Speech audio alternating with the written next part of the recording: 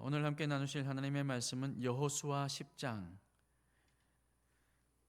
16절에서 28절까지 말씀입니다. 여호수아서 10장 16절에서 28절까지의 말씀을 제가 봉독해 드리겠습니다. 그 5 왕들이 도망하여 막게다의 굴에 숨었더니 어떤 사람이 여호수아에게 고하여 이르되 막게다의 굴에 그 5 왕들이 숨은 것을 발견하였나이다 하니 여호수아가 이르되 굴 어귀에 큰 돌을 굴려 막고 사람을 그 곁에 두어 그들을 지키게 하고 너희는 지체하지 말고 너희 대적의 뒤를 따라가 그 후군을 쳐서 그들이 자기들의 성읍에 들어가지 못하게 하라.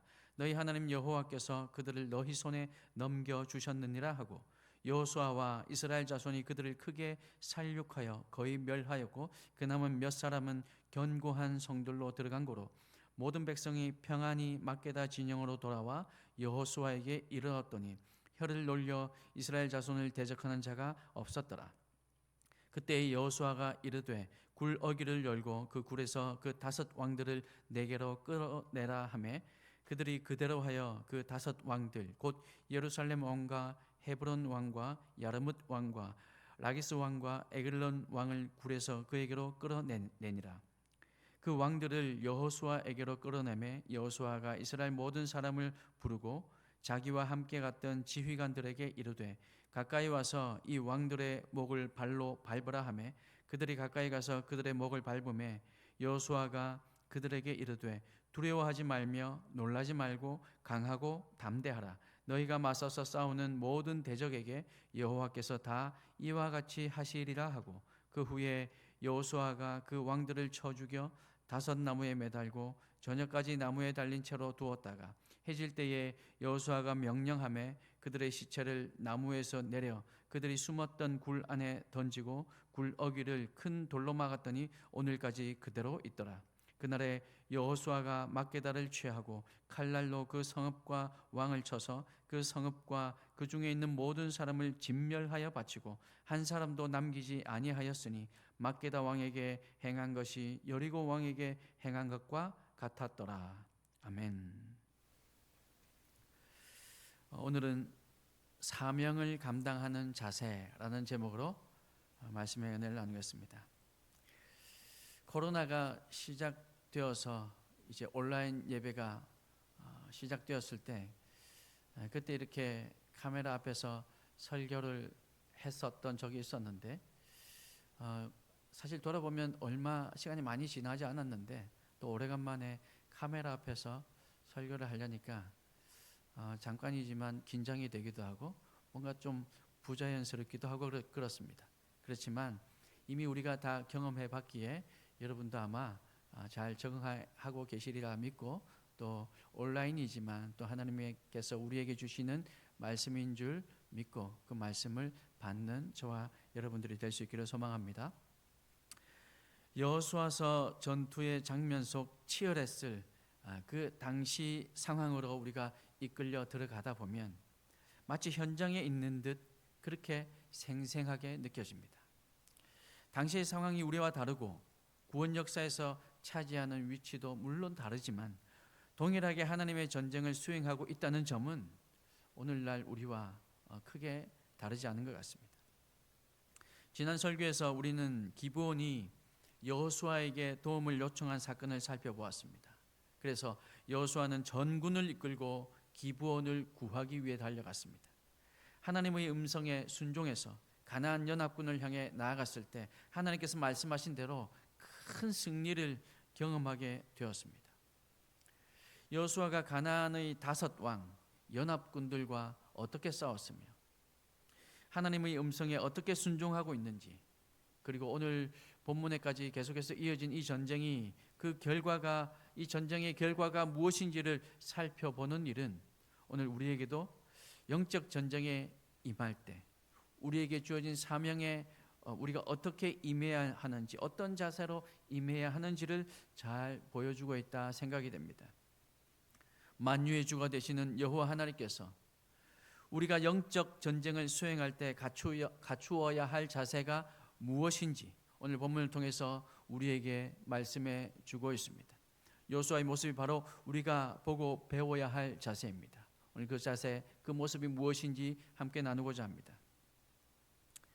전쟁에서 패한 이 아모리의 5 왕은 도망합니다. 그리고 도망하다가 굴을 하나 발견하고는 그 굴 안에 숨습니다. 그 굴이 막게다 굴이었습니다.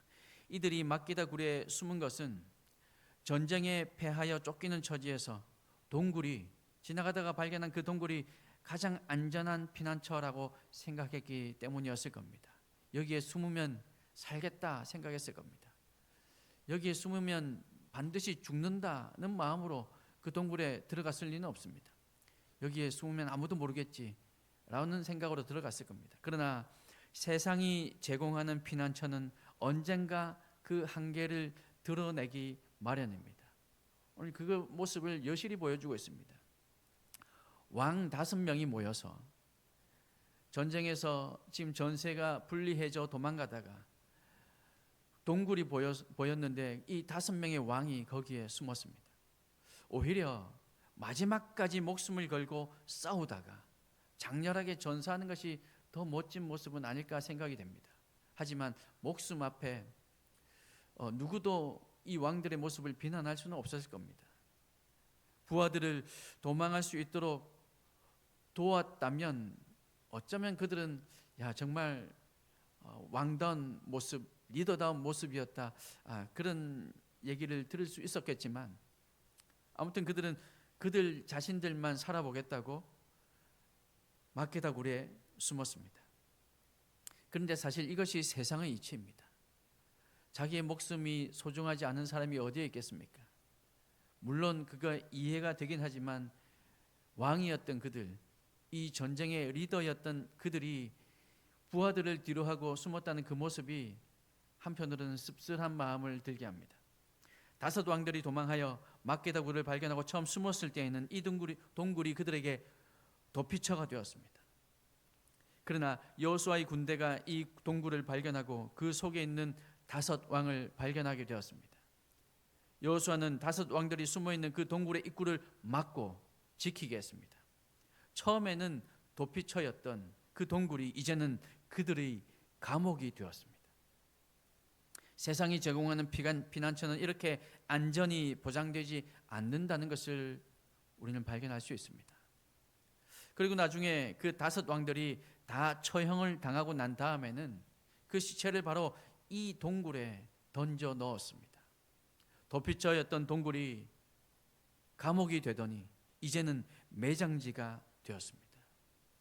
인간적으로 판단한 삶의 결과가 어떠한가를 잘 보여주고 있는 것 같습니다. 하나님께 피한 것이 아니라 하나님을 대적하고 세상으로 피한 사단의 세력은 바로 이렇게 비참한 최후를 맞이할 수밖에 없다는 뜻입니다. 세상은 결코 우리에게 안전을 보장해 주지 못합니다. 하나님만이 우리에게 안전을 보장해 준다는 사실을 여러분 기억하시기를 바랍니다. 다윗은 시편 18편에서 이렇게 고백합니다. 여호와는 나의 반석이시요 나의 요새시요 나를 건지시는 이시요 나의 하나님이시요 내가 그 안에 피할 나의 바위시요 나의 방패시요 나의 구원의 뿌리시요 나의 산성이시로다. 여호와 하나님께서 이렇다고 고백합니다. 다윗은 사울의 위협으로부터 언제나 피해 도망 다녔지만 세상을 의지한 것이 아니라 하나님을 의지했고 하나님께 피했기 때문에 골리앗의 나라였던 이 블레셋으로 피난했을 때에도 하나님을 의지했더니 그것이 다윗의 은신처가 되었고 결국 하나님께서 건져주셔서 시편 18편에 기록된 이 노래로 하나님을 찬양할 수 있었던 것입니다. 5 왕들은 비급함을 감수하고 숨었지만 결국 발각되어 굴 입구가 막히는 수모를 당합니다. 동굴 입구가 막히자 그들의 마음이 어땠을까요? 아마 만감이 교차했을 겁니다. 여기서 굶어 죽는 것은 아닌가? 혹시 누군가 와서 우리를 극적으로 구해 줄 수 있을까? 아니면 짐승이라도 나타나지는 않을까? 저 틈으로 뱀이 들어오진 않을까? 혹시 저 입구가 열리면 굶주린 사자가 뛰어 들어오는 것은 아닐까? 별의별 생각이 다 들었을 겁니다. 그에 비해 여호수아는 굴 입구를 봉쇄하도록 하고 병사들에게는 지체 없이 적을 추격해서 섬멸하도록 지시합니다. 세상을 의지하고 숨었던 5 왕들과 대조적으로 여호수아는 마치 유비의 책사 제갈량처럼 신속하고도 지혜롭게 그리고 면밀하게 이 전쟁을 지휘하고 있습니다.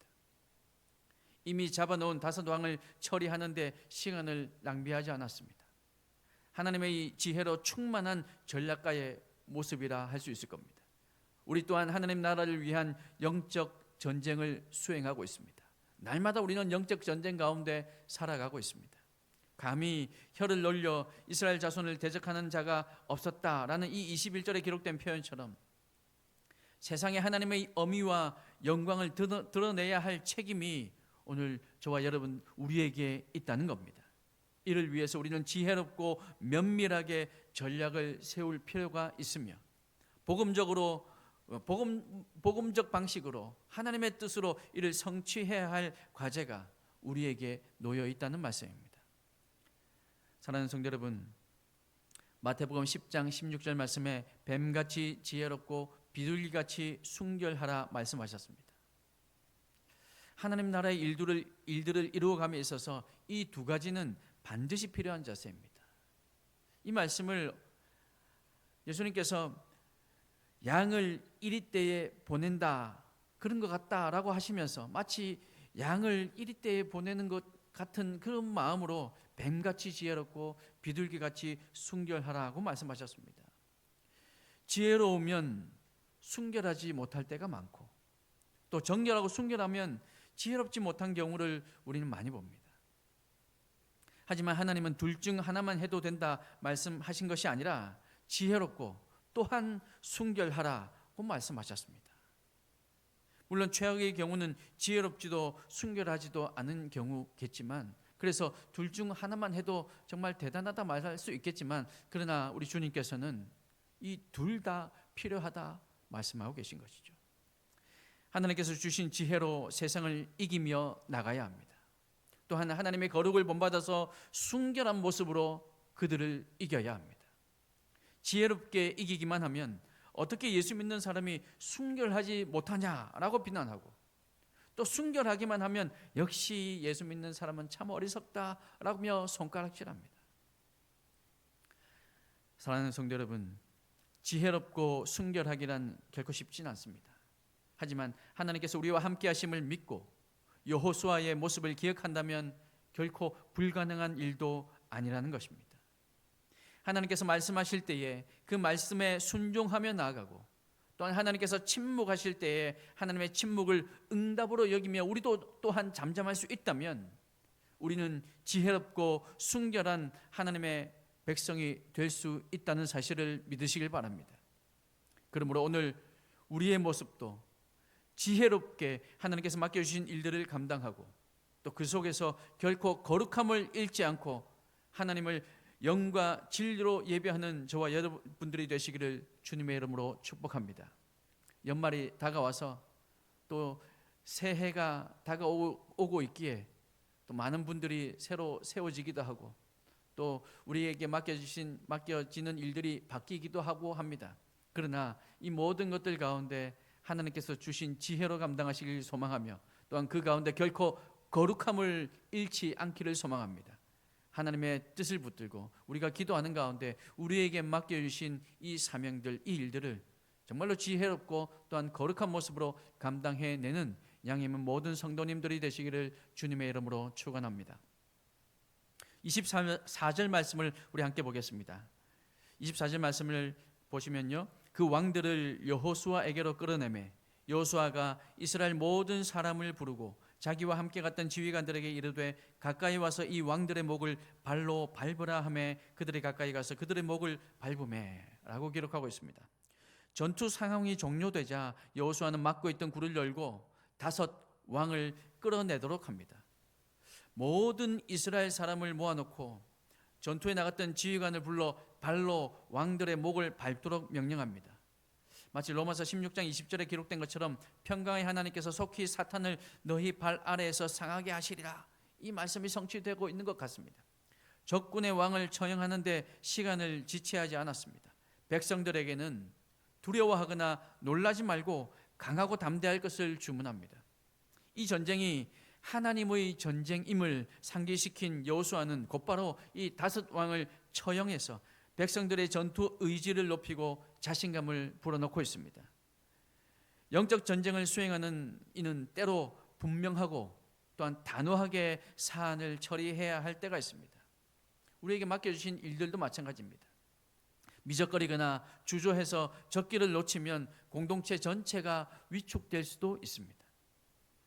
19절 20절 말씀을 여러분 한 번 더 같이 보십시오. 19절 20절 말씀을 보시면 너희는 지체하지 말고 너희 대적의 뒤를 따라가 그 후군을 쳐서 그들이 자기들의 성읍에 들어가지 못하게 하라. 너희 하나님 여호와께서 그들을 너희 손에 넘겨주셨느니라 하고, 20절에 보면 여호수아와 이스라엘 자손이 그들을 크게 살육하여 거의 멸하였고 그 남은 몇 사람은 견고한 성들로 들어간 고로, 이렇게 기록하고 있죠.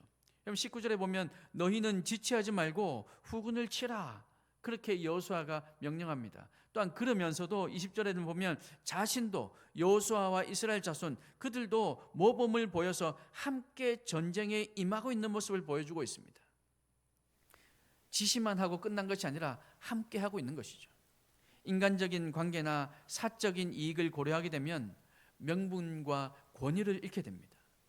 공동체의 사기를 떨어뜨리게 됩니다. 영적 전쟁을 수행하는 사람은 항상 그래서 공명정대하고 객관적이어야 하며 분명하고 단호해야 합니다. 그리고 솔선수범해야 하는 것이죠. 함께 하는 것입니다. 특히 자신에 대해서 관대해서는 안 될 겁니다. 타인에게는 정확하고 분명한 잣대를 들이대지만 자신에게는 관대한 사람들이 있습니다. 아니, 보통 그렇습니다. 누가 한 사람 예외라고 말하기가 쉽지 않을 겁니다. 그러나 이것을 극복한 사람이 영적 리더가 될 수 있음을 우리는 기억해야 합니다. 사랑하는 성도 여러분, 팔은 안으로 굽는다라는 말이 있죠. 이해가 가는 말입니다. 그리고 정겨운 말이기도 합니다. 그러나 하나님은 사랑의 하나님임에 분명하지만 또한 공의의 하나님이시기도 합니다. 그러므로 우리는 사랑과 공의를 동일하게 실천하며 주님의 뜻을 쫓아 살아가야 할 것입니다. 다른 사람들이 지켜야 한다고 요구하는 일들은 동일하게 나에게도 적용해야 한다는 것입니다. 그때 우리의 리더십이 살아날 수 있고, 그때 우리의 리더십에 하나님께서 권위를 허락해 주신다는 거죠. 그리스도인은 어디서든 하나님께서 세우시는 리더의 삶을 살아가야 합니다.